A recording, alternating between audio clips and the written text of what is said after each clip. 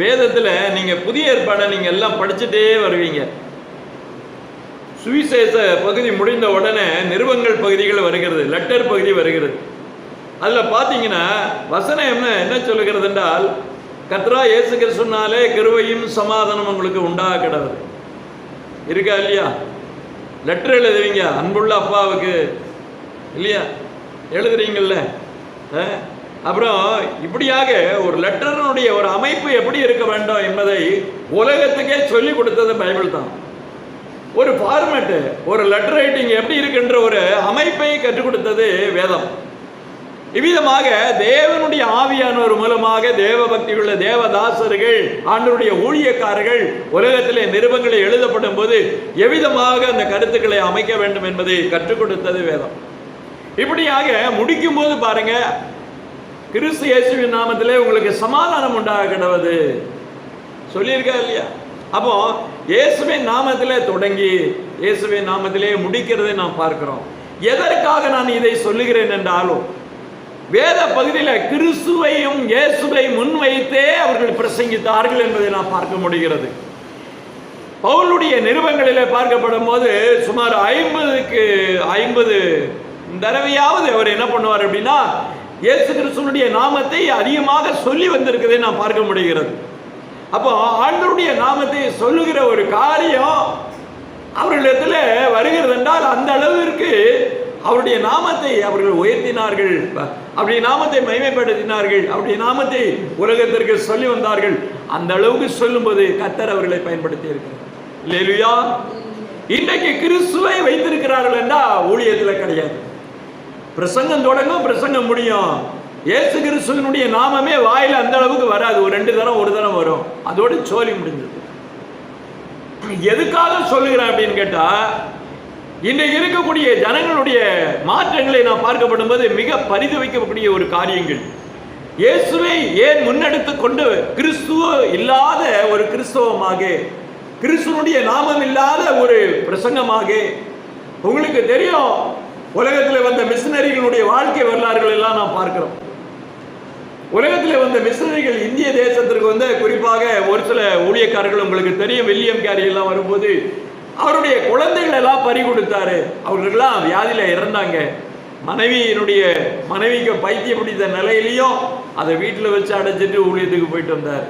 அதே மாதிரி Charles Smith Iyer அதாவது இந்த தென்பகுதியில் வந்தபோது அவருடைய மனைவி அண்ணா ஆண்டே இறக்கும் போது ஒரு பெண் குழந்தை கையில இருந்தது. ஆனா அதுக்கப்புறம் என்ன பண்ணார் அப்படின்னா, ஆண்டவரின் மேலே நான் விசுவாசமா இருப்பேன் என்று சொல்லி அந்த பெண் குழந்தைய கையில் எடுத்துக்கிட்டே ஊழியம் பண்ணாரு. இல்லைன்னா கன்னியாகுமரியில இந்த ஊழியமே வந்திருக்காது, கிறிஸ்துவர்கள் வந்திருக்க முடியாது.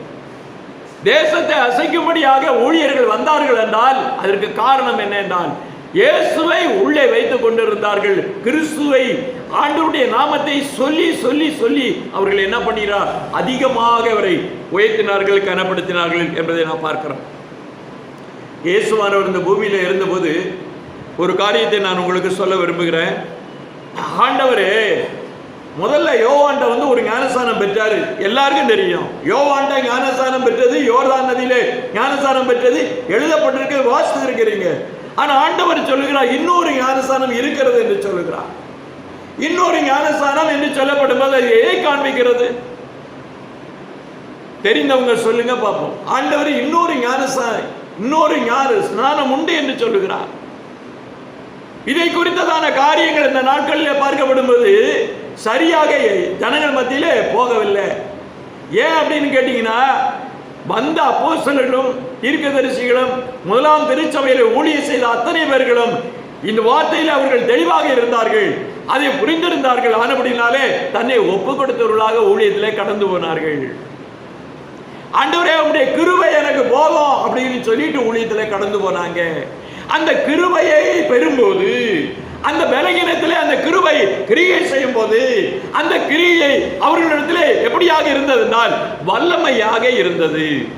அந்த கிருபை வந்தபோது அந்த பலவீனத்திலே அவருடைய பலன் விளங்கும்படியாக அவருடைய வல்லமை வெளிப்படும் போது அநேக அற்புதங்கள், அநேக அதிசயங்கள், அநேக வந்தவர்கள் எல்லாம் சுகமாய் போனார்கள். அப்படிப்பட்ட ஒரு கிருபையை பெற்றிருக்கிற ஊழியங்கள் அந்த நாட்களில் நடந்தது. இன்றைக்கு எங்கே இருக்கிறது? கிறிஸ்துவை முன்னெடுக்காத ஒரு காரியம், கிறிஸ்துவம் இல்லாத ஒரு ஊழியம், கிறிஸ்துவனுடைய அபிஷேகமும் அவருடைய கிருபையும் இல்லாத ஒரு ஊழியத்தை செய்தால் ஜனங்கள் மயக்கமாகி மந்தமாகி இருப்பார்கள். கடைசியில் கோமா ஸ்டேஜில் போய் விடுவார்கள்.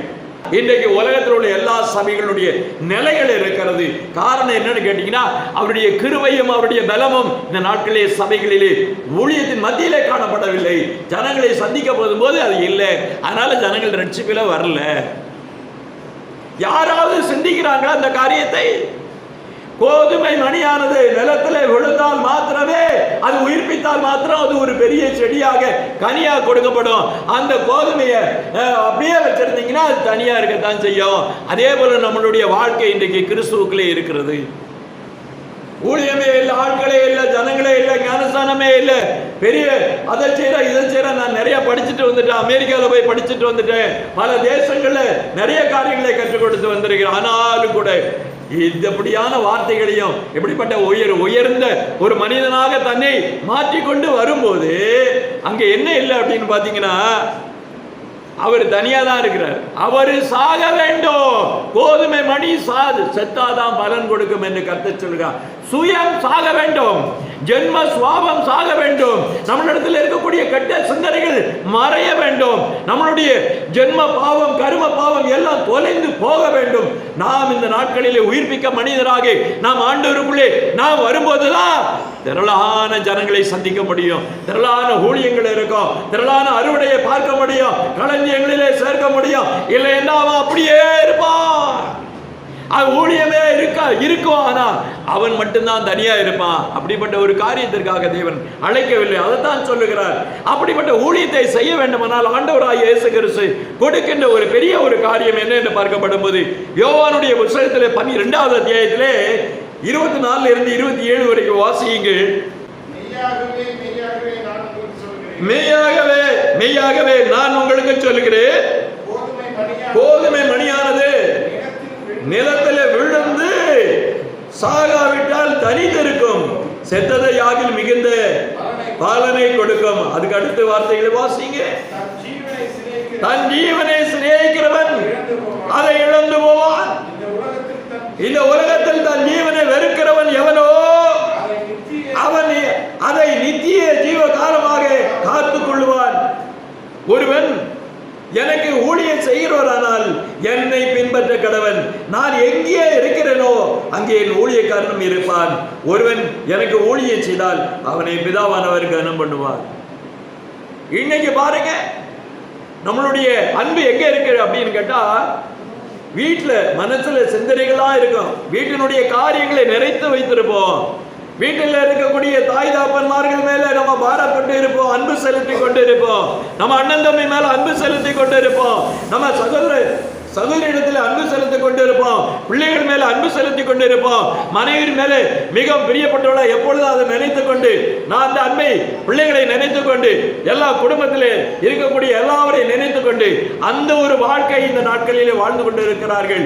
ஆனால் ஆண்டவர் சொல்லுகிற ஒரு காரியம் என்னன்னு கேட்டீங்கன்னா, நீங்க அங்க அன்பு வைத்தீங்கன்னா, அதிகமான அன்பு அங்க வைத்தீங்கன்னா, இயேசுவை முன்னால வைக்காம, கிறிஸ்துவை முன்னால வைக்காம, இதயத்திலே நினைக்காமல், அவர் மேல அன்பு செலுத்தாமல் போனால், அவர் சொல்லுகிறார் அது எனக்கு உகந்தவனாய் இருக்க முடியாது என்று கர்த்தர் சொல்லுகிறார். ஆதாம் என்ன பண்ணினாரு? ஏவாள உள்ளத்துல தூக்கி வச்சுக்கிட்டாரு. அது ஆண்டவர் சொன்ன வார்த்தையை மீறி அந்த அம்மா செய்யும் போது அதை தடை செய்யவில்லை, அதை தடுக்கவும் இல்லை, கண்டிக்கவும் இல்லை. அந்த அம்மா கொடுத்ததை அப்படியே வாங்கி சாப்பிட்டார். காரணம் என்ன? அந்த அம்மா மேல அன்பு. அப்படியாக கடைசியில் என்னாச்சு? இந்த பூமியிலே சாபமும் மரணமும் கொண்டு வந்தது யார் என்று பார்த்தா இந்த 2 பேர் தான். அப்போ உலகத்திலே தேவனுடைய வார்த்தைகளுக்கு எச்சரிக்கை இல்லாத ஜனங்கள், தீர்க்க தரிசனத்துக்கு எச்சரிக்கை இல்லாத ஜனங்கள், வேதத்தில் பிரசங்கப்படுகிற வார்த்தைகளுக்கு எச்சரிக்கை இல்லாத ஜனங்களுடைய ஜீவியம் செத்த ஜீவியம். வேதம் சொல்லுகிறது அவர்கள் நிச்சயமாக தள்ளப்பட்டு போவார்கள் என்று வேதம் சொல்லுகிறது. ஐயா, இன்னைக்கு கவர்மெண்ட் இருக்குது, பார்லிமெண்ட் இருக்குது, அசம்பிளி இருக்குது, எல்லாம் இருக்குது. ஆனா அங்க என்ன பண்றாங்க அப்படின்னா, பதவி ஏற்கப்படும் போது சட்ட புஸ்தகத்தை வச்சு என்ன பண்றாங்க? பதவி ஏற்கிறாங்க. அப்ப என்ன அப்படின்னா, சட்டம் இல்லாம அங்க அரசாட்சி இல்லை, சட்டம் இல்லாம அங்க பதவி ஏற்க முடியாது, சட்டம் இல்லாம அங்க ராஜரீகம் பண்ண முடியாது என்று வேதம் தெளிவாக சொல்லுகிறது. அப்படியானா ஆண்டவருடைய கவர்மெண்ட்ல லா இல்லாமலாம் இருக்கும். ஐயா, அரசாங்கத்துல சட்டம் இருக்கா இல்லையா? ஐயா, நீதிமன்றத்தில் சட்டம் இருக்கா இல்லையா? போலீஸ்ல சட்டம் இருக்கா இல்லையா? எல்லா இடத்துலயும் இருக்கா இல்லையா? அப்படின்னா ஆண்டவருடைய திருச்சபையில சட்டம் இல்லாம இருக்குமா? அப்ப தேவனுடைய சட்டத்தை விட்டு விட்டு நான் துதி ஆராதனை பண்ணுவேன்னா அவன் கதை எங்க போய் முடியும்? அப்போ சட்டம் இல்லாத ஒரு ஊழியத்தை ஆண்டவர் நடத்துகிறாரா? தேவனுடைய திருச்சபையில சட்டம் இல்லாமல் இருக்கிறதா? தேவனுடைய கற்பனைகள் கொடுக்கப்பட்டதனுடைய காரியம் என்ன என்று பார்க்கப்படும்போது, ஆளுகை செய்கின்ற தேவனுடைய ராஜரீகத்திலே இன்னைக்கு திருச்சபையானது எப்படி மாறுகிறது என்றால், ஆண்டவருடைய ஆளுகைக்கு உட்பட்டு வரும்போது நாளைக்கு ஆண்டவர் சொல்லுகிறார், இந்த திருச்சபை தேவனுடைய, இதோ உங்கள் மத்தியில் தேவனுடைய ராஜ்யம் வந்திருக்கிறதே என்று சொல்லுகிறார். அப்ப என்ன அர்த்தம்? திருச்சபையானது ஆண்டவர் சொல்லுகிறார், தேவனுடைய ராஜ்யம் பிரத்யட்சமா வராது, இதோ உங்களுக்குள்ளே வந்திருக்கிறது, உங்கள் மத்தியிலே வந்திருக்கிறது என்று சொன்னா என்ன அர்த்தம் அப்படின்னு கேட்டா, தேவனுடைய திருச்சபையை அப்படியே கன்வெர்ட் ஆகி தேவனுடைய ராஜ்யத்துக்குள்ளே போகிறது. இதுதான் உண்மை. அப்ப உள்ள போறதுக்கு உண்மைன்னா தேவன் சொன்ன அடையாளங்கள் சபையில இருக்க வேண்டும். தேவனுடைய அதிகாரத்துக்கு உட்பட்ட சபையாக, தேவனுடைய ஆளுகைக்குரிய சபையாக, தேவனுடைய ஆவியான அசைவாடுகிற திருச்சபையாக இருந்தா மட்டும்தான் அது பரலோகத்துக்குரிய சபையாக மாறும். பரலோகத்துடைய ராஜரீகத்துக்குரிய ஒரு சம்பந்தத்தை நாம் சொல்ல முடியும். இல்லை என்றால் பரலோகத்தில் போக முடியாது. அதுக்கு தான் முதல்ல ஒரு என்ட்ரி கேட்கிறார். ஜலத்தினாலும் ஆவியினாலும் பிறக்காவிட்டா தேவனுடைய ராஜ்யத்துல போகவே முடியாது. அப்ப என்ன அர்த்தம்? நிறைய பேருடைய வாழ்க்கையில கவனிக்கப்படும் போது எப்படி என்று அவர்களே சிந்திக்கணும். தேவனுடைய ஆவியை பெற்றி இருக்கிறோமா? தேவனுடைய அபிஷேகத்தை பெற்றி இருக்கிறோமா? தேவனுடைய ஆவியில பிறந்திருக்கிறோமா? தேவனுடைய அந்த விதமாக சொல்லப்பட்ட அந்த வார்த்தையின் மூலமாக நான் தேவ ராஜ்யத்துக்கு போக வேண்டுமே என்ற ஒரு தாகம், என்ற ஒரு உணர்வு, என்ற ஒரு சிந்தை, எந்த ஒரு கருத்து அப்படியாக இருக்கப்படுவது அவருடைய ஜபமாக எப்படி இருக்கிறது என்றால், அவருடைய ஜபம் கருத்தாக இருக்கும். ஆண்டவராய் இயேசு கிறிஸ்து ஜெபிக்கும் போது என்னாச்சு? உடம்பில் உள்ள வேர்வையெல்லாம் என்னாச்சு? எப்படி இருந்ததுங்க? ரத்த துளிகளாக விழுந்தது. ஐயா, இயேசு எப்படி ஜெபிக்கிறார் என்றால் ரத்த துளிகள் சிந்தத்தக்கதாக ஜெபித்திருக்கிறார். இன்னைக்கு முழங்கால் யுத்தம் போட்டுக்கிற ஜனங்கள் எங்கே இருக்கிறார்கள்? உங்களுக்கு தேவனுடைய அந்த பரிசுத்தானுடைய நிறைவு உங்களுக்கு வேண்டுமானால் நீங்க அந்த முழங்கால நின்று பெறல அப்படின்னா அங்க உள்ள இடம் இல்லை. தன்னை ஏமாற்றிக் கொள்கிற வாழ்க்கை வேண்டாம், இன்னோட நிறுத்திடுவோம் அப்படி என்று சொல்லி ஆண்டவரிடத்திலே ஆண்டவர் சொல்லுகிறாரு, நீ என்ன கேட்டாலும் நான் உனக்கு தருவேன் என்று சொல்லுகிறார். நீங்க கேட்கிற ஒரு காரியத்தை ஆண்டவருடைய சமூகத்திலே பெற்றுக்கொள்வேன் என்ற விசுவாசத்தோடு நீங்கள் கேட்கப்படும்போது கர்த்தர் நிச்சயமாக கொடுக்கிறவராக இருக்கிறார். அவர் ஏமாற்றுகிற தேவன் அல்ல, அவர் கொடுக்கிற தேவன் தான்.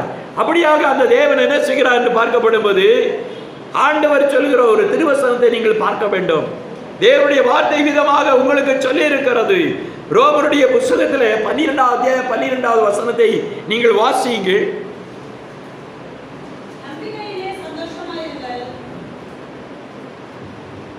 நம்பிக்கையிலே சந்தோஷமாயிருங்கள், உபத்திரவத்திலே பொறுமையாயிருங்கள், ஜெபத்திலே உறுதியாக தரித்திருங்கள் என்று சொல்லப்பட்டிருக்கிறது. இந்த வார்த்தை அங்க வாசித்துட்டு அப்படியே போயிடும். ஆல் நைட்டு பிரேயர் வச்சா கொஞ்ச நாள், ஐயா என்னையா இது ஆல் நைட்டு பிரேயர் போட்டு பெரிய தொல்லையா இருக்குது, இதெல்லாம் எங்களுக்கு பிடிக்காது ஐயா, எங்க சபையில் அதெல்லாம் பழக்கம் இல்லையா அப்படி. ஆண்டவர் ராமுழுவதும் ஜெபித்தார். எப்படி அவர் என்ன செஞ்சாரோ, எப்படி ஜெபித்தாரோ அதை அப்போஸ்தலர்கள் கை கொண்டார்கள். அதை திருச்சபை கை கொண்டது. தேவனுடைய ராஜ்யத்துக்குரிய சம்பவங்களை அவர்கள் கற்றுக் கொடுத்தார்கள் என்று நாம் பார்க்கிறோம். இன்னைக்கு ஜபமே இல்லையே, ஜபத்திலே தரித்திருக்கிற ஒரு உணர்வே இல்லையே. ஜபத்தில் தரித்திருக்கிறார்கள்னா அவன் முழங்கால் போட்டானா அவன் எப்ப எந்திக்கிறானே தெரியாது. அவன் அப்படியே ஜபத்தில் நிறைந்து, ஜப ஆவினாலே நிறைந்து வாக்கு கடங்காத தேவனுடைய அந்த வார்த்தைகள் அவனுக்குள்ளே வெளிப்படும். ஏன்னா நீங்க ஜெபிக்க உங்களுக்கு தெரியாது. நீங்க உங்க மாமிசத்துல, மாய்மாலத்துல, உங்க சிந்தனையில, உங்க செயலில் நீங்க ஜெபிப்பீங்க. அது இல்லை ஜபம். ஆண்டவர் சொல்லுகிறார், உங்களுக்கு ஜெபிக்கவே தெரியாது. ஆவியானவர் வந்து உங்களுக்குள்ளே வாக்கு கடங்காத பெருமூச்சு அந்த வார்த்தைகள் அங்கு இடைபடுகிறதா? அந்த ஆவியானவர் அந்த ஜெபத்திலே உங்களுக்கு உதவி செய்கிறாரா? அவர் உங்களை அந்த ஜெபத்திலே உங்களை நடத்துகிறாரா? இதை நீங்க பார்க்கணும். அந்த அனுபவத்தில் நீங்க இருக்கீங்களா? ஐயா இன்னைக்கு பேசுற காரியம் அவர் பேசிட்டு போயிட்டாரு. ஆனா இன்னைக்கு சொல்லுகிறத ஒவ்வொருத்தரையும் ஆண்டவர் சொல்லுகிறார். இது இன்னைக்கு விதைக்கப்பட்டாச்சு, சொல்லப்பட்டாச்சு. இதனுடைய அடையாளத்தையும் இதனுடைய காரியங்களையும் நாம் பார்க்காமல் போனால், நாம் தன்னை ஆயத்தப்படுத்தி கொள்ளாவிட்டால் நம்மளுடைய நிலைமை மிகுந்த கேள்விக்குறியாக இருக்கும் என்றுதான் நாம் பார்க்கிறோம். அந்த 12 அப்போஸ்தலர்களுடைய நாமங்களை அங்கே நாம் பார்க்கிறோம். அவர்களுக்கு அந்த 12 அப்போஸ்தலர்களுக்கும் ஆண்டவர் என்னத்தை கொடுத்தார்? ஊழியத்துக்கு போனா சும்மா அனுப்பல. ஊழியம் செய்கிறவர்கள் ஊழியம் என்பது சும்மா அனுப்புற காரியம் அல்ல. ஆண்டவர் ஊழியத்துக்கு என்று யாரையும் சும்மா அனுப்புகிற தேவனே இல்லை. ஆண்டவர் அதிகாரத்தை கொடுக்கிறார். தான் 1வது வசனத்திலே சொல்லப்படுகிறது. என்ன சொல்லப்படுகிறது? வாசிங்கள். 1வது வசனம் 10:1 வாசிங்க. அப்பொழுது அவர் தம்முடைய 12 சீசர்களின் தம்மிடத்திலே வரவழைத்து அசுத்த ஆவிகளை துரத்தவும் சகல வியாதிகளையும் சகல நோய்களையும் நீங்கவும் அவர்களுக்கு அதிகாரம் கொடுத்தார். அப்ப என்ன அர்த்தம்? ஊழியத்தில் அதிகாரம் இருக்கிறது. ஊழியத்தில் அதிகாரம் இருக்கிறது. தேவன் கொடுக்கின்ற அதிகாரத்தோட ஊழியம் செய்ய வேண்டும். ஊழியத்தில் அதிகாரம் இல்லாமல் ஊழியம் கிடையாது. வேதம் சொல்லுகிற திட்டவட்டமான ஒரு காரியம், கர்த்தருடைய நியமனம் வேண்டும், கர்த்தருடைய அழைப்பு வேண்டும். இன்னைக்கு பார்த்தீங்கன்னா எங்க பார்த்தாலும் வாசல்கள் தான், எங்க பார்த்தாலும் ஆளுகள் தான்.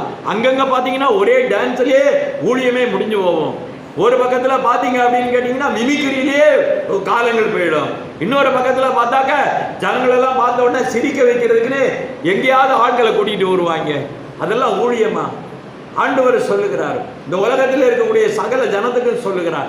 என்ன சொல்லுகிறார் என்று பார்க்கப்படும்போது, உன் பாட்டு இறைச்சலை நான் கேட்க மாட்டேன், உன் பாட்டு சத்தத்தை நீ நிறுத்து அப்படிங்கிற, உன் பண்டிகையை நீ நிறுத்து அப்படின்னு சொல்லுகிறார். ஏன் சொல்லுகிறார் என்றா, தேவனுடைய வாக்குக்கு நீ செவி சாய்க்காம நீ ஆராதனை பண்ணி பிரயோஜனமே கிடையாது என்று கர்த்தர் சொல்லுகிறார். ஆண்டவர் கொடுக்கின்ற செய்திகளை என்ன செய்தி என்றா, பைபிள்ல நல்லா கேட்டுக்கிடுங்க. ஒரு பாகம் தீர்க்க தரிசனங்களுடைய காரியங்களை நிறைவேறுதலுடைய காரியங்களை சொல்லுகிறது என்றால், இன்னைக்கு தீர்க்க தரிசனங்களை குறித்து யாராவது வாய் திறக்கிறானா? திறக்க மாட்டான். அப்ப தீர்க்க தரிசனுடைய கருத்து இல்லைன்னா அவருடைய பிரசங்கமே வேஸ்ட். தீர்க்க தரிசன மனிதர்களை சீர்படுத்துகிறது, செம்மைப்படுத்துகிறது, அவளை ஆண்டுடைய சமத்தில் எச்சரிக்கை கொடுக்கிறது, கண்டித்து உணர்த்துகிறது. பைபிள் கொடுக்கப்பட்டது எது கொடுக்கப்பட்டிருக்கு? கண்டித்து உணர்த்துவதற்காக, எல்லா போதனையும் கொடுப்பதற்காக வேதம் கொடுக்கப்பட்டிருக்கிறது. தேவ ஆவினாலே தேவ மனிதர்களில் அவர்கள் எழுதிய வார்த்தைகள் என்று நாம் பார்க்கிறோம். ஆனா இந்த நாட்களில் தீர்க்க தரிசன செவி கொடுக்கிற சபையே கிடையாது. தீர்க்க தரிசனமா? ஐயா அதெல்லாம் எனக்கு அர்த்தமே தெரியாது, அதெல்லாம் வேண்டவே வேண்டாம். எங்க போய் முடியும் அந்த சபைகள்லாம்? சில சபைகள் மட்டும்தான் தீர்க்க தரிசனுடைய அர்த்தங்களை சொல்லுகிறது, தீர்க்க தரிசனங்கள் போதிக்கிறது. எல்லா சபையும் போதிக்கிறது இல்லை. கிறிஸ்துவை பற்றின சாட்சி என்ன சொல்லப்படுகிறது? தீர்க்க தரிசனத்தின் ஆவி. தீர்க்க தரிசனத்தை குறித்ததான செய்தி கொண்டு வரல அப்படின்னா கிறிஸ்துவனுடைய ஆவி இல்லை என்று அர்த்தம். இல்லையா? சத்தமே இல்லை. எங்களுக்கு அதெல்லாம் சொல்லி பழக்கம் இல்லை. ஏன்னா பரலோகத்தில் சொல்லுவாங்க, நாங்க எங்க சொல்ல மாட்டோம். எங்கேயாவது சொல்லக்கூடாதுன்னு எழுதியிருக்கா? சொல்லாதவங்களுக்கு பரலோகமே கிடையாது. பைபிள்ல போனா அல்லேலூயா என்று ஆர்ப்பரித்தார்கள். பரலோகத்துடைய வார்த்தை, பரலோகத்துடைய துதி பரலோகத்திலே செய்யப்படுகிறது, பூமியில செய்யணும். இங்க செய்யறதுக்கு இல்லைன்னா அங்க உங்களுக்கு இடம் இல்லை. யாரா இருந்தாலும் சரி, என்னை கோவிச்சுக்கிட்டாலும் சரி, ரட்சிக்கப்படுகிற கர்த்தருக்கு அனுதினமும் கர்த்தருக்கு மகிமை உண்டாதா என்று எப்பொழுதும் சொல்லணும். அவருடைய துதிய நாவில இருக்கும் என்று சொல்லப்படுகிறது. வாயை கட்டி வச்சுட்டு இருக்கக்கூடாது, இருதயத்தை கல்லாக்க மாற்றிக்கொண்டு இருக்கக்கூடாது. தேவனுடைய துதி இல்லை என்றால் அங்கே கிருபையே வராது என்பதை நாம் பார்க்கிறோம். தேவனுடைய வார்த்தை திட்டமாக தெளிவாக சொல்லுகிறதை நாம் பார்க்கிறோம். ஆண்டவர் யாரை அழைத்தாரோ அவர்களுக்கெல்லாம் தரிசனத்தை கொடுத்திருக்கிறார். அவர்களை அழைத்த அந்த தேவன் கிருபையினாலே கிரிகளை செய்கின்ற அதிகாரத்தை கொடுத்திருக்கிறார் என்கிற ஒரு காரியத்தை பவுல் அப்போஸ்தலன் கொரிந்தியருடைய நிருபத்துக்கு தெரிவிக்கிறதை நாம் பார்க்க முடிகிறது. கொரிந்தியருடைய திருச்சபை அவிதமாக நிறைய காரியங்களை கேட்கிறாங்க. 1 கொரிந்தியர் 2 கொரிந்தியர்ல பார்க்கப்படும்போது நிறைய காரியங்கள் அங்கே சொல்லப்பட்டிருக்குது. தேவனுடைய கிருபையினுடைய காரியத்தை குறித்து சொல்லப்பட்டிருக்கிறது. எவ்வளவு நேரம் நம்ம உட்கார்ந்தாலும் சரி, எவ்வளவு நேரம் நம்ம கேட்டாலும் சரி, இதுக்கெல்லாம் கணக்கு கொடுக்கணும் அப்படின்றத ஆண்டவர் வைத்திருக்கிறார். அன்னைக்கு சொல்லல, எனக்கு தெரியாது ஐயா, நான் கேள்விப்படவே இல்லை, அதுக்கு இடமே இல்லை. எல்லாருடைய ஜீவியத்திலும் அது சொல்லப்பட்டிருக்கிறோம். பிரபஞ்சத்தில் இருக்கக்கூடிய பிரதேசத்தில் இருக்கக்கூடிய தீவுகளாக இருக்கட்டும், பெரிய பட்டணங்களாக இருக்கட்டும், நகரங்களாக இருக்கட்டும், ஆண்டவரே சொல்லுகிறார், இன்னும் அடுத்த நகரங்களுக்கு நான் தேவனுடைய ராஜ்யத்தினுடைய காரியத்தை சொல்ல வேண்டும் என்று சொல்லுகிறார். உலகம் முழுவதும் சொல்ல வேண்டும். இந்த வார்த்தைகளை பாருங்க, எப்படி சொல்ல வேண்டும், அதிகாரத்தோட சொல்ல வேண்டும். வாசிங்க 2 கொரிந்தியர் புத்தகம் 12வது அத்தியாயம் 9-12 வரைக்கும் வாசிங்க. அதற்கு அவர், என் கிருபை உனக்கு போதும், பலவீனத்திலே என் பலன் பூரணமாய் விளங்கும் என்றார். ஆகையால் கிறிஸ்துவின் வல்லமை என் மேல் தங்கும். கிருபை வருகிறது என்றால் கிறிஸ்துவினுடைய வல்லமை உங்களிடத்திலே தங்கி இருக்க வேண்டும். வல்லமையும் அற்புதமோ அடையாளமோ உங்க வாழ்க்கையில ஜீவியத்தில் இல்லை அப்படின்னா விசுவாசம் செத்தது, கிருபை இல்லாமல் செத்தது, கிரியை இல்லாமல் செத்தது. அப்படிப்பட்ட ஒரு சித்த கிறிஸ்துவர்கள் தேவையே இல்லை ஆண்டவருக்கு. ஆண்டவர் சொல்லுகிறார், நான் பலவீனமாக இருக்கிறேன் என்று சொல்லுகிற ஒரு காரியம் நமக்கு வேண்டாம். நான் வயதா இருக்கிறேன் என்று சொல்ல வேண்டிய அவசியமே இல்லை. தேவனுடைய கிருபை ஒன்று வந்தாலே எல்லாத்தையும் பலப்படுத்தும். கர்த்தருடைய கிருபை இருக்கும்போது ஆண்டுடைய வல்லமை அவர்களிடத்திலே தங்குகிறது. அப்போ அவர்களிலே பலன் கொள்ளுகிறார்கள், வல்லமையாக பிரசங்கிக்கிறார்கள். அதுதான் திருச்சபையினுடைய காரியம். திருச்சபையினுடைய சபையை அதாவது மயக்கத்திலே ஆண்டவர் வைக்க விரும்பவில்லை. திருச்சபையானது உற்சாகமாக இருக்க வேண்டும், ஆவினால நிறைந்து இருக்க வேண்டும், ஆவிக்குரிய கனிகளையும் ஆவிக்குரிய காரியங்களையும் நிரம்ப பண்ண வேண்டும் என்று கர்த்தர் வாஞ்சையாக இருக்கிறார். ஒரு காரியத்தை நன்றாக தெரிந்து கொள்ளுங்க, நான் மெய்யான திராட்சை செடி என்று சொல்லுகிறார். மெய்யான திராட்சை செடியிலே பழங்கள் இருக்கிறது. அந்த பழங்கள் தித்திப்பாக அழகாக இருக்கிறது, சுவையாக இருக்கிறது. அதிலிருந்து சாறு வடிக்கிறது. அந்த சாரைத்தான் உங்களுக்கு ஊற்றி கொடுத்தாரு. எப்போ அப்படின்னு கேட்டா, திருவசனத்தை கொடுப்பது மாத்திரமல்ல, அந்த வார்த்தையை நீங்கள் கவனிக்க வேண்டும் என்று சொல்ல. இந்த திராட்சை பானத்துல நீங்க வாங்கி குடிங்க, உங்களுக்கு ஜீவன் உண்டாகும். அப்ப என்ன அர்த்தம்? திராட்சை ரசத்திலே உயிர் இருக்கிறது. இயேசு கிறிஸ்துவினுடைய திரு ரத்தம் என்று கொடுக்கப்படும் போது அதில் உயிர் உங்களுக்கு எப்படி வருகிறது? பார்க்கும்போது திராட்சை ரசம் தான், குடிக்கும் போது திராட்சை ரசம் தான். ஆனா உள்ள போகும்போது ஆண்டவருடைய கிருபை, ஆண்டவருடைய வல்லமை உள்ள இறங்கப்படும் போது அது உங்களுக்கு என்ன செய்கிறது என்றால் பலவீனத்தை மாற்றுகிறது, சுகமளிக்கிறது, உங்களை உயிர்ப்பிக்கிறது, உங்களை ஜீவனுள்ளவர்களாய் மாற்றுகிறது. அப்படி என்று கர்த்தர் சொல்லுகிறார். அந்த கனியை நீங்கள் புசிக்கிறவர்களாக, அந்த ராஜரசத்தை பருகிறவர்களாக, அப்படிப்பட்ட பானம் பண்ணுகிறவர்களாக, திருச்சபையினுடைய பந்தியிலே உட்காருகிறவர்களுக்கு எப்படிப்பட்ட ஒரு பலன் இருக்க வேண்டும்? இதைத்தான் நான் கேட்கிறேன். கர்த்தருடைய நாமத்துக்கு ஸ்தோத்திரம் உண்டாதாக. ஆவியிலே ஆரம்பம் பண்ணின அநேகர்கள், உலகத்துடைய அநேக பிரச்சனைகள், அநேக தேடுதல்கள், அநேக தேவைகளுக்காக ஓடி கடைசியில ஆவியிலே ஆரம்பம் பண்ணி மாமிசத்தில் போய் முடிஞ்சு அப்படியே போய் மண்ணுக்குள்ள போயிடுவாங்க. இன்னைக்கு சொல்லுகிற தேவனுடைய வார்த்தை, நாம் மாமிசத்திலே காணப்பட வேறு வேண்டுமா? இன்னைக்கு நிறைய பேர் என்ன அப்படின்னு கேட்டா, மாமிசத்திலே கிறிஸ்துவர்களா இருக்கணும் என்று சொல்லுகிறார்.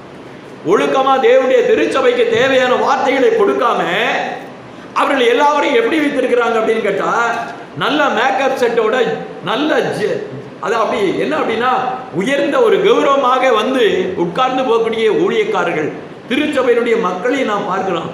நான் அவங்களை குற்றம் சொல்ல போகலை, அவளை நான் குறைவாக சொல்லவில்லை. ஆனால் சொல்லுகிறார், மாமிசத்திலே வேஷம் போட்டுட்டு இருக்காத அப்படின்னு நான் கர்த்தர் சொல்லுகிறார். ஒரு எச்சரிக்கையை கொடுக்கிறார். உலகத்திலே மாமிசத்தோடு ரத்தத்தோடு துரைத்தனங்களும் அதிகாரத்தோடும் பிரபஞ்சத்தின் அந்தகார லோகாதிபதிகளோடும் வானமண்டலத்தில் பொல்லாத ஆவிகள் சேனைகளோடு நமக்கு போராட்டம் உண்டு.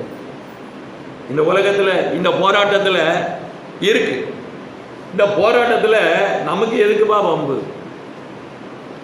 ஒரு ஊழியக்காரனை கூப்பிட்டு, ஐயா அங்கே பெரிய பிரச்சனையாக இருக்குது, ஒரு மாதமாக பேய் துரத்த முடியலை, வாங்கன்னா நம்ம அங்கே போய் மாட்டிக்க கூடாதுப்பா, அங்கெல்லாம் போகக்கூடாதுன்றான். ஏன் அப்படின்னு கேட்டால், ஆண்டவர் துரத்த சொல்லியிருக்கிறாரு, நீ சும்மா தானே இருக்க, நீ நல்லா தானே இருக்கிற, நீ துரத்த பண்ணனா அது ஒன்றைய என்ன பண்ணும், உன்னையும் குடும்பத்தையும் அழிச்சு விடும் அப்படின்னு சொல்லி செய்கிறதே கிடையாது. அப்போ என்ன அர்த்தம்? மாமிசத்திலே வாழ்க்கையை போயிட்டு இருக்கான். மாமிசத்திலே ஆண்டவருடைய சமூகத்தில் உட்கார்ந்துட்டு நான் தேவனுடைய பிள்ளை, நான் தேவனுடைய ஊழியக்காரனா, எவ்வளவு கேவலமா இருக்கு. வேதம் சொல்லுகிறது இவ்விதமான யுத்தங்கள் இருக்கிறது. இந்த யுத்தங்களை நீங்க எப்படி ஜெயிப்பீங்க? எப்படி ஆண்டவர் சொல்லுகிறார்? அதுக்கு அடுத்த வசனத்தை வாசிங்க. அதுல 14 வாசிங்க. சத்தியம் என்னும் கட்சியை உங்களுடைய அறையில கட்டினவர்களாக, நீதி என்னும் மார்க்கவசம் தரித்தவர்களாக என்று சொல்லப்பட்டிருக்கிறது. சத்தியம் இருந்தா, சத்திய ஆவி இருந்தா, அப்போ பொய் உரைக்காத தேவனாய் இருக்கிறார். சத்தியத்தை சொல்லுகிறவன், சத்தியத்தை கேட்கிறவன் உண்மையின் ஆவிக்கு உட்பட்டவனா தான் இருப்பான். அவரிடத்துல சத்தியத்தை தவிர வேற எதுவும் இருக்காது. பொய்கள் காரியங்கள் அவரிடத்துல இருக்காது, மாய்மாலம் இருக்காது. அவர் எல்லா விதத்திலுமே அவன் எப்படி இருக்கிறார் என்பதை ஆண்டவர் சொல்லிக் கொடுக்கிறார். இவ்விதமாக நீங்க இருப்பீங்க.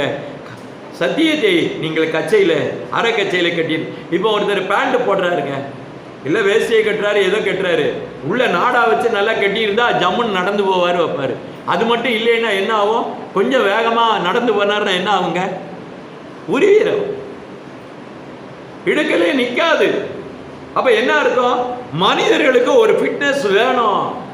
எல்லா தன்மையிலும் நீங்க சரியா இருக்க வேண்டுமானால் சத்தியம் வேண்டும், சத்தியத்தினுடைய கச்சை வேண்டும் என்பதாக சொல்லப்பட்டிருக்கு. இதுக்காக தான் இன்னைக்கு என்ன பண்ணுவாங்க, திருச்சபைகள்ல, நிறைய சபைகள்ல அங்கேயே போட்டு இடையில என்ன இருக்கும்? கச்சைகள் இருக்கா இல்லையா?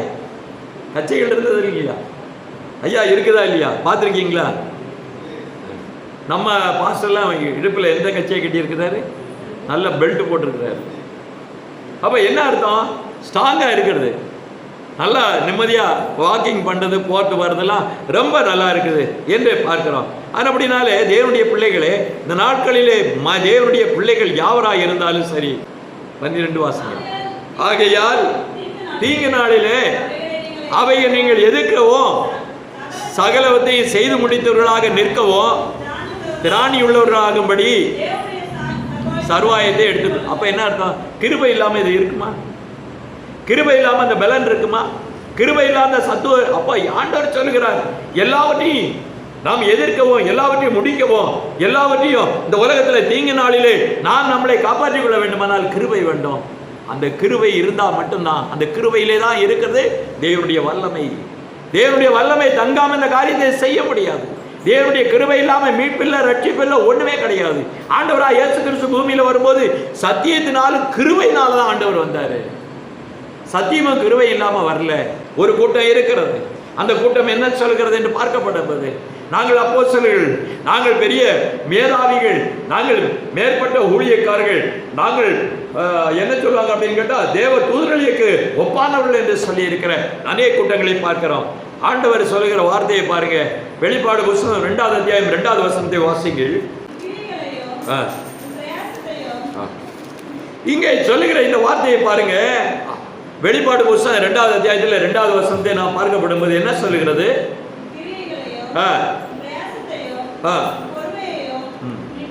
அம்மா சொல்லப்படுகிற வாசனத்தை பாருங்க.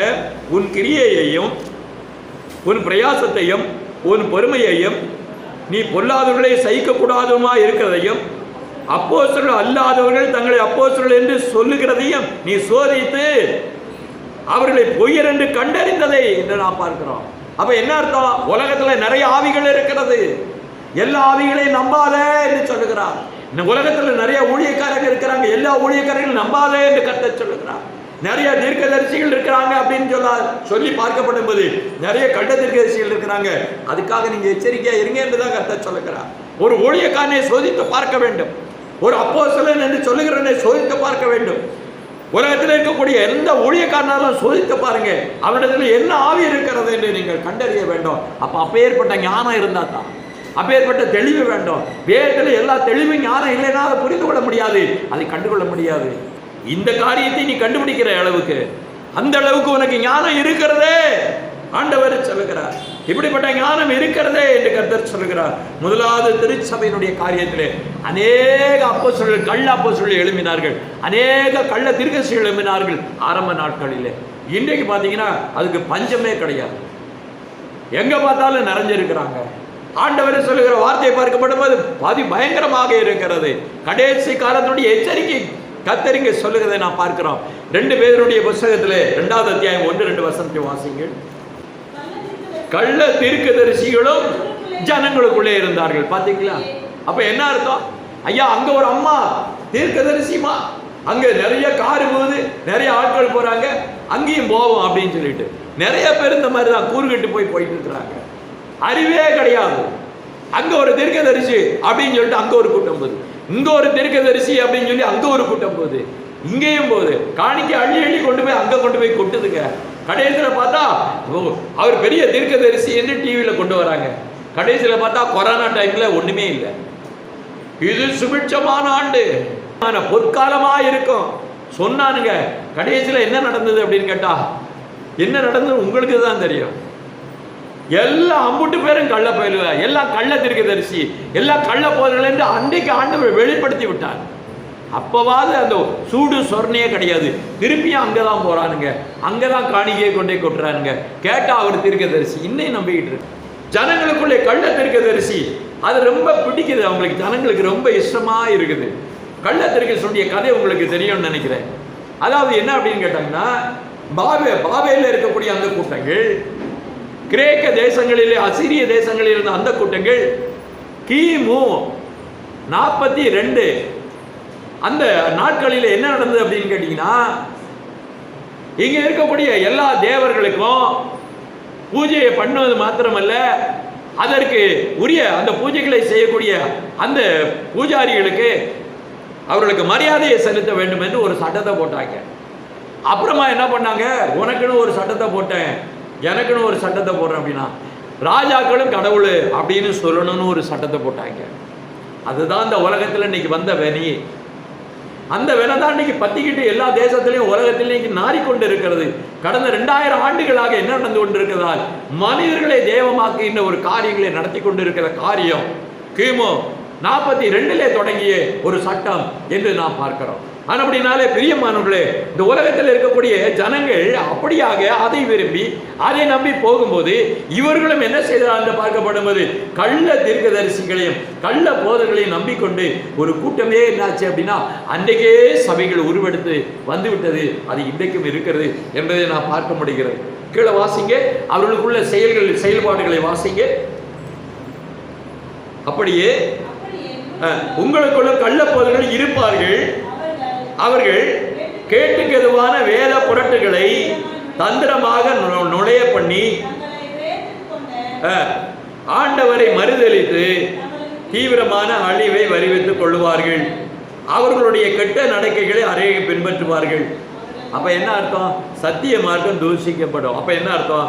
கள்ள தீர்க்கதரிசி கள்ள போதர்களுடைய கெட்ட செயல்களை நீங்கள் பார்க்க முடியும். அவங்க வாழ்க்கையில நல்ல செயல் இருக்காது, நல்ல விதமாக இருக்க மாட்டார்கள். அவர்கள் கள்ள போதர்கள் கள்ள தீர்க்கதரிசிகள் என்றால் அவருடைய செயல்பாடுகள் தவறாக இருக்கும். அதை பார்த்து நீங்கள் அறிந்து கொள்ள முடியும், அதை பார்த்து நீங்கள் புரிந்து கொள்ள முடியும். அதனால தேவனுடைய மார்க்கத்தை தூஷிப்பார்கள் என்று வேதம் சொல்கிறது. அவர்களாலே கிறிஸ்தவ மார்க்கம் தூஷிக்கப்படும் என்று வேதம் சொல்கிறது. இந்த நாட்களில் அவிதமாக ஆண்டுடைய மார்க்கத்தை இந்த நாட்களில் தூஷிக்கிற அநேக கூட்டங்கள் எழுப்புகிறது. காரணமே இந்த கள்ள போதர்கள் கள்ள தீர்க்கதரிசிகள் என்பதை நாம் பார்க்கிறோம். ஆனால் உண்மையான ஒரு அப்போஸ்தலனுடைய அடையாளத்தை நீங்கள் வேதத்தில் நிச்சயமாக தெரிந்து கொள்ள வேண்டும். வாசிப்போம். கர்த்தருடைய நாமத்துக்கு ஸ்தோத்திரம் உண்டாவதாக. 2 கொரிந்தியருடைய புத்தகம் 12வது வசனத்தை நாம் வாசிப்போம். அப்போஸ்தலனுக்குரிய அடையாளங்கள் எல்லா விதமான பொறுமையோடும் அதிசயங்களோடும் அற்புதங்களோடும் வல்லமைகளோடும் உங்களுக்குள்ளே நடப்பிக்கப்பட்டது. அதைத்தான் இந்த உலகத்தில் வந்த மிஷனரிமார்கள் செய்தார்கள். மிஷனரிமார் ஸ்டேஜில் ஏறி நிற்கிறா அப்படின்னா இயேசு கிறிஸ்துவின் நாமத்திலே அசுத்த ஆவிகள் அந்தகார சக்திகள் எப்பொழுது இங்கிருந்து விலகி போ என்று சொல்லப்படும்போது நிறைய மயக்கம் போட்டு விழுது, எல்லாம் ஆடி ஆடி கம்முன்னு விழுது. அப்ப நிறைய வியாதிகளை அவர்கள் என்ன செய்கிறார்? இயேசு கிறிஸ்துவின் நாமத்தினாலே எல்லாருக்கும் சுகம் உண்டாவதாக என்று சொல்லப்படும்போது ஐயா நல்லா ஆயிட்டேன். அது மாத்திரமல்ல, அவருடைய சுவாபங்கள், அவருடைய வார்த்தைகள், அவர் பேசுகிற ஒவ்வொரு காரியங்களும் அப்படியே குணமாகிறது. காரணம்னா ஆவியானவர் அவர்களுக்குள்ளே தங்கியிருந்து பேசப்படும் போது பரலோகத்தில் இருக்கிற தேவன் இறங்கி பேசுகிற வார்த்தை, அந்த வார்த்தை ஆவியாக, ஜீவனாக, வல்லமையாக, அது உயிர்ப்பிக்கிற ஒரு வார்த்தையாக இருக்கிறபடினாலே சுகமளிக்கிற காரியம் அப்போஸ்தலரிடத்திலே நடந்தது. கிறிஸ்துவை போல. ஏன் அப்படின்னா கிறிஸ்துவை பின்பற்றுகிறவர்கள், கிறிஸ்துவனுடைய பிள்ளைகள், அவருடைய பிள்ளைகள் இருக்கப்படும் போது அவருடைய வருகையில் அவருக்கு ஒப்பாக சமமாக காணப்படுகிறார்கள். அவருடைய ஊழியக்காரர்கள், அதிகாரம் பெற்றவர்கள் எப்பேற்பட்ட வல்லமையிலே இருப்பார்கள், எப்பேற்பட்ட அடையாளங்கள் உள்ளவர்களாக இருப்பார்கள். அதை புரிந்து கொள்ள வேண்டும். சும்மா ஒன்றும் அப்போஸ்தலர் கிடையாது. இன்னைக்கு பார்த்தா எவனா பார்த்தாலும் அப்போஸ்தலர்னு போர்டு போட்டிருக்கான். அப்போஸ்தலர் சபைன்னு சொல்றாங்க. எந்த அடையாளமும் கிடையாது, எந்த சுவடும் இல்லை, 110% கூட கிடையாது. எல்லாவற்றையும் பார்க்கப்படும்போது கள்ள அப்போஸ்தலருடைய கூட்டங்கள், கூடாரங்கள் இந்த நாட்களை நிரம்பி மழிகிறது. காரணம்னா அப்போஸ்தலர் என்ற பேர் இருக்குது, அதனால அங்க போகணும். முதல்ல தேவன் அப்போஸ்தலருக்கு தான் அதிகாரத்தை கொடுத்தாரு, அப்போஸ்தலர் சபைக்கு தான் போகணும். முதல்ல ஆண்டவர் அப்போஸ்தலரை தான் சபையில என்ன அதிகாரத்தை கொடுத்து வைத்திருக்கிறார், அப்புறம் தான் தீர்க்கதரிசி, அதனால அங்கதான் போகணும். இப்படிப்பட்ட ஒரு காரியங்கள் இந்த நாட்களே உலகத்திலே எல்லாம் அப்படியே மயக்கத்திலே ஜனங்கள் ஓடிக்கொண்டிருக்கிறதை நான் பார்க்க முடிகிறது. எனக்கு பிரியமானவர்களே, இந்த கடைசி காலத்திலே வாழ்கிற நீங்களும் நான் இந்த கள்ள தீர்க்கதரிசிகளும் காரியத்துக்கு நாம் எச்சரிக்கையாக இருக்க வேண்டும். கள்ள அப்போஸ்தலருக்கு எச்சரிக்கையாக இருக்க வேண்டும். ஆண்டவர் சொல்கிறார், நான் முழுக வேண்டிய ஸ்நானம் ஒன்று உண்டு என்று சொல்கிறார். அந்த நேரத்தில் பார்க்கப்படும்போது, அந்த ஸ்நானம் என்று நான் பார்க்கப்படும்போது, அது என்ன என்று பார்க்கப்படும்போது மிகவும் கொடூரமாக, பயங்கரமாக இருந்தது. ஆண்டவராய் இயேசு கிறிஸ்து கல்வாரி சிலுவையில், யோவானுடைய புத்தகம் 19ஆம் அத்தியாயம் 30வது வசனத்தை நாம் வாசித்து முடிப்போம்.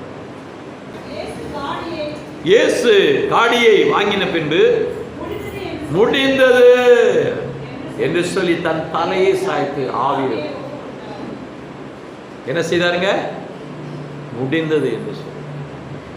ஊழியத்தினுடைய பிரசங்கத்தில் சிலுவையினுடைய உபதேசத்தில் தான் முடிக்கணும். ஆண்டவர் சொன்ன ஸ்நானம் என்று சொல்லப்படும்போது சிலுவையிலே ஆண்டவராக இயேசு கிறிஸ்து கல்வாரியில் அடிக்கப்பட்டு ரத்தத்தை சிந்தின அந்த ஒரு காடியை வாங்கினார் என்று சொல்லப்படுகிறது. அப்படினாலே இன்னொரு ஞான ஸ்நானம், இன்னொரு பானத்தையும் அவர் பெற வேண்டிய அவசியத்தை நாம் பார்க்கணும். நம்மளுடைய ஆத்மா கலங்க வேண்டும். நாம் நம்மளுடைய ஜீவனை வெறுத்து ஆண்டுடைய சமூகத்தில் ஆண்டுடைய கிருபையினாலே நிரம்பி தேவனுடைய நித்திய ஜீவனுக்காக நாம் என்ன செய்ய வேண்டும் என்றால் ஆண்டுடைய சிலுவையின் உபதேசத்தை நாம் கற்றவர்களாக அவருடைய ஆண்டு சொல்கிறார், பவுல் சொல்கிறார், அவருடைய கிருபை என்கிட்ட இருக்கும்போது துன்பப்படுகிறதுக்கு நான் பிரியமாக இருக்கிறேன், வேதனைப்படுகிறது நான் பிரியப்படுகிறேன், பொறுமையிலே நான் பிரியப்படுகிறேன், ஓத்திரப்படுதலே பிரியப்படுகிறேன், எத்தனை அடி வாங்கினால் நான் பிரியப்படுகிறேன், இயேசுவுக்காக நான் மரிப்பதற்கு என்னை நான் ஒப்புக் கொடுக்கிறேன் என்று சொல்கிறார். கிறிஸ்து இயேசுவினருடைய ராஜ்யம் கட்டப்படுவதற்கு மாத்திரமல்ல, அவருடைய நாமத்துக்காக நான் மரிப்பதற்கு ஆயத்தம் என்று சொல்கிற ஒரு வார்த்தையை நான் பார்க்கிறேன். கர்த்தர் உங்களை ஆசீர்வதிப்பாராக.